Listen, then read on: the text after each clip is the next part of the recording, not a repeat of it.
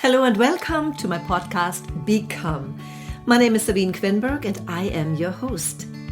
The content will inspire you to reach your aspirations and become the best version of yourself. I feature interviews with successful individuals from various industries delving into their personal and professional journey, how they overcame adversities and the strategies they used to achieve their goals. We have to become the person we are meant to be first, so we can live the life we are destined to live. That also means we must overcome challenges and work through difficult times to learn, grow, and become the next, more fabulous version of ourselves. I'm so glad that you're here. Let's get on this journey together. Hello, and welcome to our show. I am very excited to have Dr. Doug Lucas with me today. Well, first of all, Dr. Doug, how are you today? I am doing wonderful. Thank you, Sabine. Thanks for having me. I am looking forward to our conversation. I am very passionate about health and how we can do whatever is in our power to keep our health and stay healthy. So I look forward to our conversation. Before we start, can you just give our listeners just a quick background where you are and what you do now? So I actually live in Asheville, North Carolina, but what I do is not based on our geographic location. So I'm a physician and I run a telehealth practice with kind of two focuses. Primary focus right now is in osteoporosis, really management, treatment, and reversal. And that we do through a health optimization approach, which I'm sure we'll get into and I'll describe. And then the other side of our practice is more in health optimization. So people not necessarily with osteoporosis or any disease, but that just want to feel better and live better longer. Yeah, and who doesn't want that, right? It's all about quality of life. It's not necessarily the length of life that we have. Obviously, everybody wants to live forever. Maybe, but it's most importantly the quality of life that we have. So let me ask you, was that always your dream to become a doctor? Yes and no. So I grew up, my father as a physician, so I had that perspective of, hey, this would be a great thing to do. But my father had a really hard time in practice, and I watched him really struggle as healthcare changed kind of in the 80s and 90s. And so I went away from it, and he told me very clearly too, don't go into medicine. Don't become a doctor. But I went away from it, I did some other stuff. And when it came down to caring for my family and figuring out what I was good at and what I wanted to do, I went right back into it. And so it led me back into it. So kind of, yes, I always wanted to be a doctor, but with a little window of no. Yeah. Well, I think it also has something to do with the inside and outside. So when I mean inside is what's in your heart. You want to help, you want to serve, but the outside is, okay, well, how does that all work with today's environment and how the healthcare system works? So I love to dig in there a little bit later. But what I want to focus on right now is, because our podcast is all about becoming your next best self, which also includes you have to take care of your health, right? Because if we want to do the best we can. In your opinion, have you seen people that you were able to help, and because they felt better physically, they also could perform better mentally and in everyday life? Absolutely. Yeah, and I see this in my own life. And I think we'll talk about kind of my transition. I was an orthopedic surgeon by training, and this is a totally new path for me. My health and fitness now is better than it was in my 20s. And I kind of glossed over this. I was a professional ballet dancer in between not wanting to be a doctor and being a doctor. So even when I was in that, pretty top level physical shape, I was still not as healthy as I am now. and I didn't feel as good then as I do now. My ability to be productive throughout the day, get all the things done that I need to, take care of the people that I need to, both patients, family, etc., and then still finish my day, show up for my family, be there for my young kids and my wife, and then finish the day strong. I couldn't have done what I do now when I was in my 20s and 30s. So I hear that a absolutely, lot.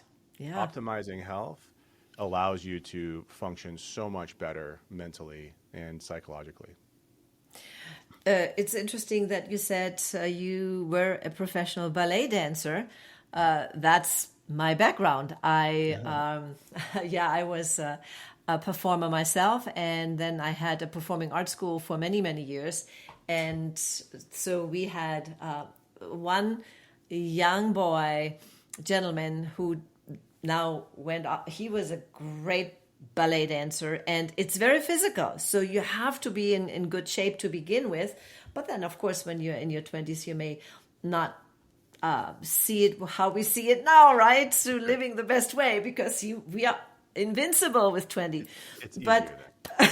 exactly, our body can deal with a lot of more stuff, and we can get away with that. What made you change from being the orthopedic surgeon to what you do now? Yeah, so about 3 years into practice, so after, and this is after medical school and 6 years of residency and fellowship, I was practicing orthopedics. I was in a small town in Colorado, Durango, beautiful place to visit if you ever want to go to the middle of nowhere in the West. Keep that in mind. It's fantastic. But we were there. I was practicing, and practice was going really well. It was busy, doing lots of surgery, doing the things that surgeons do. But I felt like I was really not helping people like I anticipated that I would. And this is an issue in medical training, is that you don't really get good follow-up, right? You do the procedure, or you see them and you prescribe medicine, and then you kind of rotate to a different service. So you don't follow patients. So now that I've been following patients for a couple of years, I kind of realized that the surgeries are going great, but their lives are not really that different. The outcomes, technically, if you look at all the things, the outcomes of the surgery are wonderful, but they're not really any better. Their life's not really any better. And so it really got me thinking about, why are we treating people the way that we are? And especially in my subspecialty, which was foot and ankle, I saw a lot of diabetic patients. And so I would talk to diabetic patients about lifestyle and nutrition. And this is something that I have a background in, as a dancer and somebody interested in health and wellness. And it kind of fell on deaf ears a little bit, because that's not why they were there to see me. But yet my wife, who runs a business called PhD Weight Loss and Nutrition, it's a very weight loss focused nutrition practice, she started there as well, and she was putting people that had diabetes into remission. Essentially, their diabetes was going away. Mm-hmm. And so I watched this power of nutrition and prevention take away the thing that I needed to do to people. It just made it not exist. And it got me going down this path that, over the course of the next really, 10 years, I started looking more started realizing the way that we treat certain disease processes like diabetes, dementia, even cardiovascular disease, and osteoporosis. In our traditional medical system, we don't do a good job, because we are really good at some things like fixing fractures or, treating a heart attack after it's occurred. But how to prevent that heart attack, how to diagnose early, screen, and reverse osteoporosis for a woman in her 40s and 50s, rather than waiting for that hip fracture in the 70s and 80s. And so I started seeing that there was a need for this thing, and I got really interested in the, initially integrative, and then you look at functional medicine, and then I tried to kind of find my place. Ended up doing an entirely different fellowship while I was practicing, went to part-time, and then ultimately started my own practice. So it was this long transition of just recognizing where my skill set is really best utilized, and also my entrepreneurial desire to kind of run my own practice and have my own team. Mm-hmm.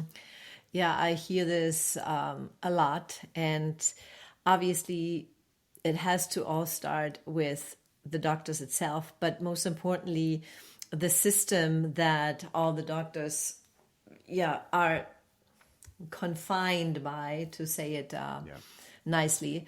Their hands are tied, and And unfortunately, money is always talking, and we really don't have a healthcare system. It's more a sick care system, and the system makes more money when people are sick.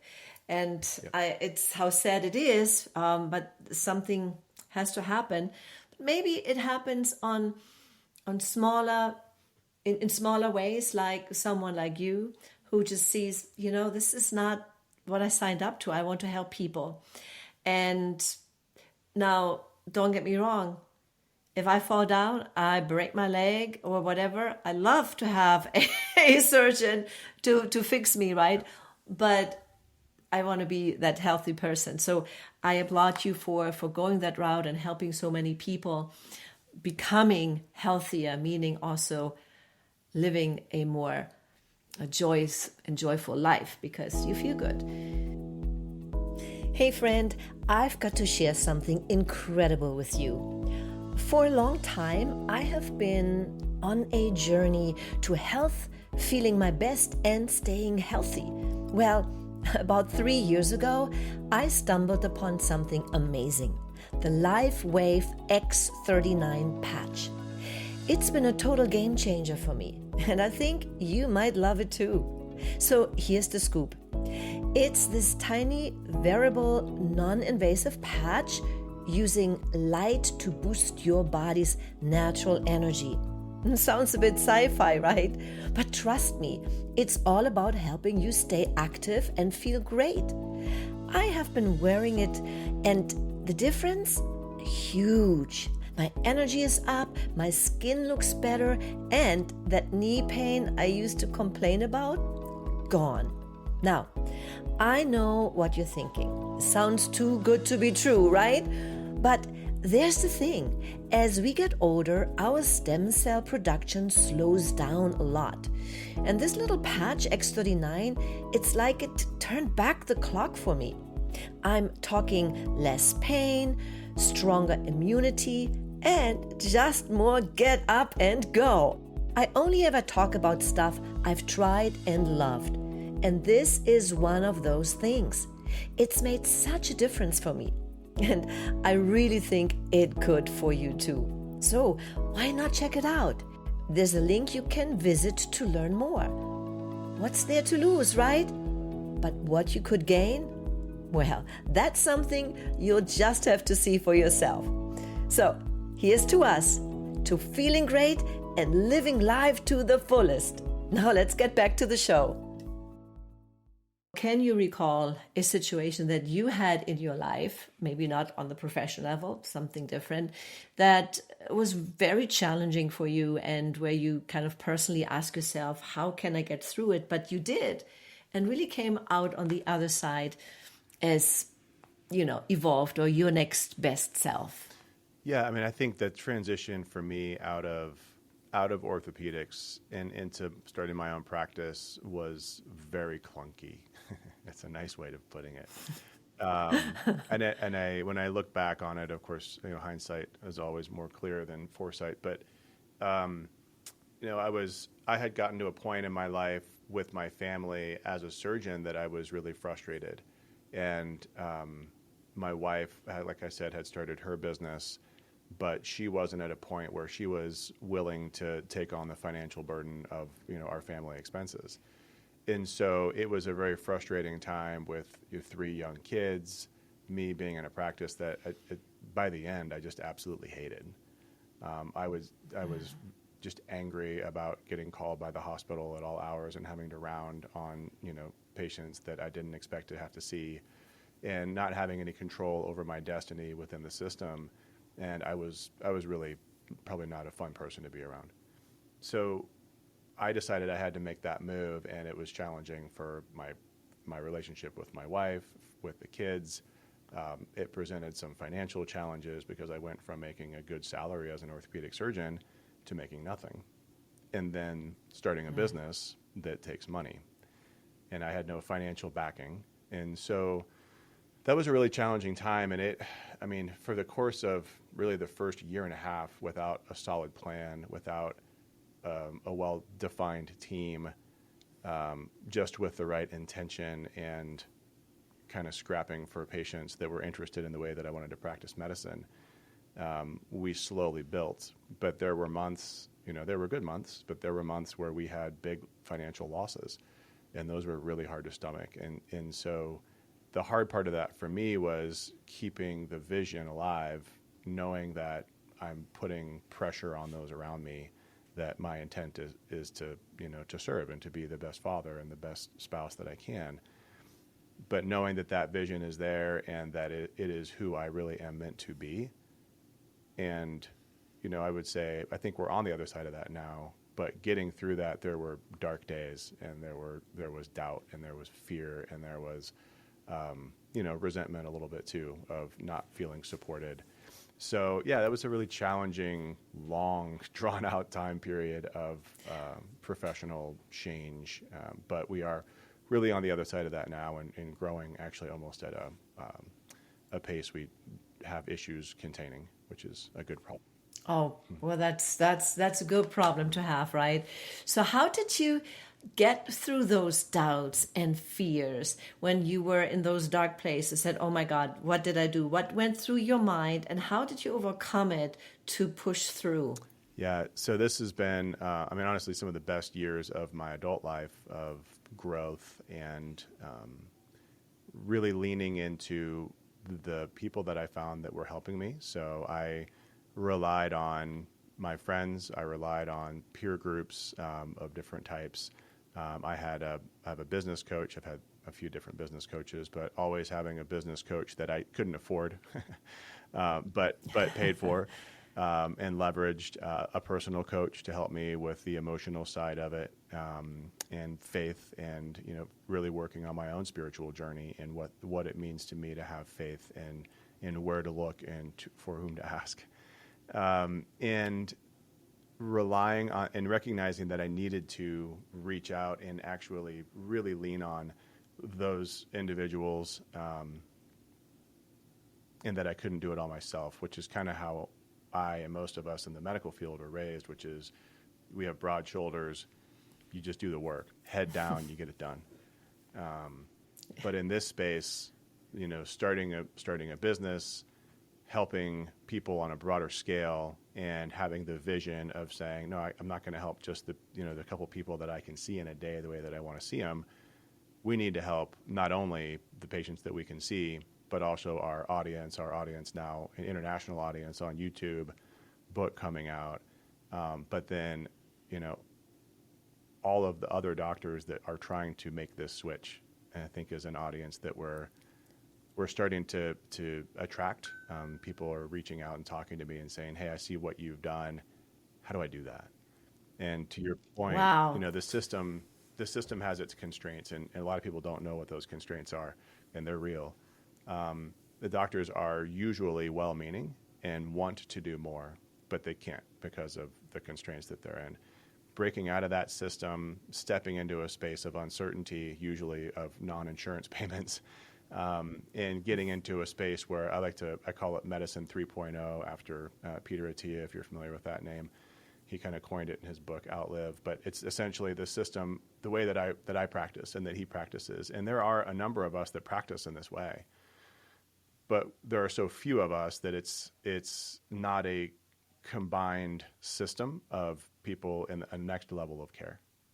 But that's the vision, is that we can connect those of us that are thinking similarly in a way that isn't just a little practice here, a little practice there. I built a nationwide system that I can see patients, and I think that's how we end up connecting different providers so that we can actually do this at scale.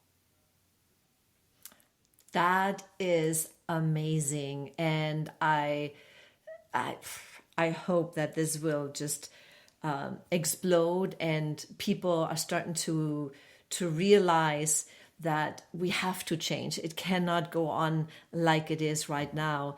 And what you just shared here with our listeners, I think it was very important. So they also understand, that maybe we also have the power somehow to make the difference.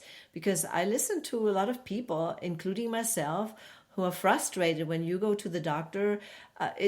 It's not like it used to be where there was really a connection. It was like, okay, real quick, everything that's, computer in, out, bye bye. It's like, what just happened, right? You said you're working now internationally, so you do telehealth.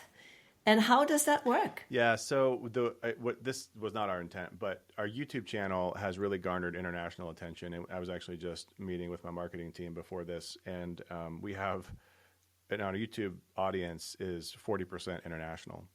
And the YouTube channel is all about osteoporosis, and it's a really great resource for people looking for information on that. And what I see is that the same issue has occurred in other countries, and I think almost to more of an extent in the countries that have a socialized system. Free healthcare for everyone is awesome if you can get the care that you need. And the challenge that I'm seeing in people from the United Kingdom and from Canada and Australia is that they have access to care, but they are seemingly worse at treating osteoporosis than we are in the U.S. And so we have started to create a way that we can work with people. I'm not licensed internationally, and so there are some things that we can't do, but we can still educate, and it's more of a coaching program that we do. If you would had a magic wand and could make any changes in the healthcare system or the area that you're working in, what would it be? Yeah, I would say give the doctors the freedom to practice, right? So the way that I practice now, we use more extensive blood testing. And the reason why we don't run it through insurance is that insurance wouldn't pay for it. The amount of time that I have to spend with a patient to review those labs is we set up a 60-minute meeting, which I think is about all anybody can tolerate of listening to me talk about labs.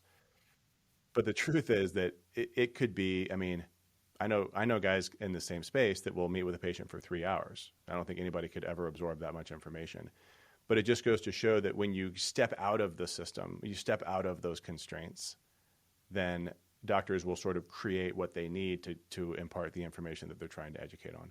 So for me, it's an hour, but I also have a team of coaches that are meeting with them regularly for 45 minutes, for an hour, talking about lifestyle, talking about nutrition, actually saying this is how you cook this food so that you can tolerate it. This is how you actually improve your sleep, rather than just saying sleep more or take a pill. It takes time, and we have to, and this is the challenge, is how do you do this from a financial perspective for population? But we have to create a system that will actually educate people the way they need to be educated for the people that are looking for the answer. And if I could just wave a wand, I would say that you make all those resources available. Well, maybe there is a magic wand, and that one is called AI, artificial intelligence, especially now with ChatGPT available to anybody, can help us to make some progress in this area. So, what is your take on using AI like ChatGPT? Yeah, it's an interesting technology. So I do use it. I use it mostly, though, in research. It helps me to get up to speed on topics that I'm not familiar with very quickly. I think the challenge, so just in that space, the challenge in that space is that I find that, yeah, it gives me a really nice summary, right? I'll just bring up a topic. I know all the prompts, and it'll tell me what I want to know. But in order for me to really understand it in depth, I have to then ask it for citations, and then I go start reading journal articles. So for me, it's a shortcut. My process to do a research on a topic before to get to where I was at the end of reading that ChatGPT answer would be hours of initial research. So for me, it cuts out the education time, and then it allows me to really dig into the pieces that I need to dig into, which is cool. From a patient perspective, I know there are practices that are starting to engage with open source AI.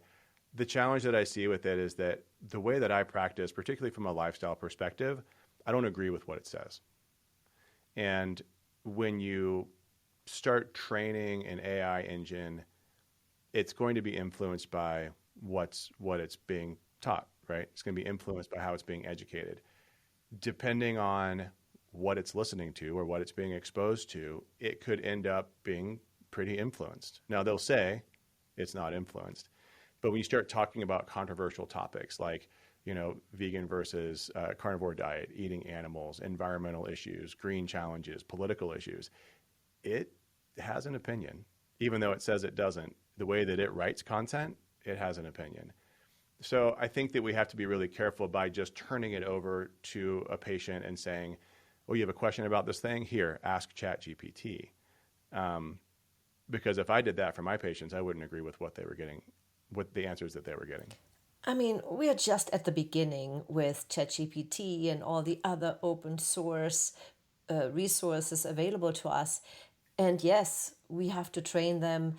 And yes, Right. we too are inputting something into the system because the open source language model learns from everybody. So that is definitely a challenging topic. And as the years unfold, we will see what the results are going to be. Yeah. And I find too, on areas where I know I'm in the minority, or at least in the vocal minority, it's going to continue to be fed the majority opinion, right?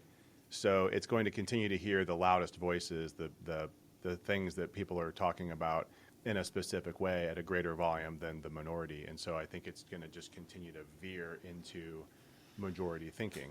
And I think that's dangerous. So I always think of, if you remember the movie Terminator, Skynet is the company, right? That makes all the machines. And so I'm waiting for some funny entrepreneur to start a company with open source AI called Skynet, just for fun. Because it really is, I mean, where does it go? And I'm not an expert in this space, but there are some scary potential realities there. Yeah, I think we'll just find out. Yeah. So should we be so lucky? Yeah. Well, Dr. Doug, this was a very insightful conversation. Thank you for sharing your story and giving also the tips. So if someone wants to get a hold of you and want to learn more, how can they do that? Yeah, best way is just to reach out to us on our website. It has almost all of our information on it. And that's optimal, the one that you should, based on this conversation, go to optimalbonehealth.com. And that'll have access. You can access all of our YouTube channel and social handles and everything from that one. We also have optimalhumanhealth.com, and that's where people that are not interested in the osteoporosis side can see that content. Biggest channel that we have right now is on YouTube, and that's Optimal Bone Health with Dr. Doug. By the time this comes out, we'll have a podcast called The Dr. Doug Show. So all those are places where you can check us out and listen to our content. Fantastic. Well, thanks so much for your time and all the best for the future. Great. Thank you so much, Sabine. That was my interview. And if you enjoyed it, give us a 5-star review, leave a comment, and share it with your friends. Thanks for listening. Until I see you again, always remember, serve from the heart, follow your passion, and live the life you imagine.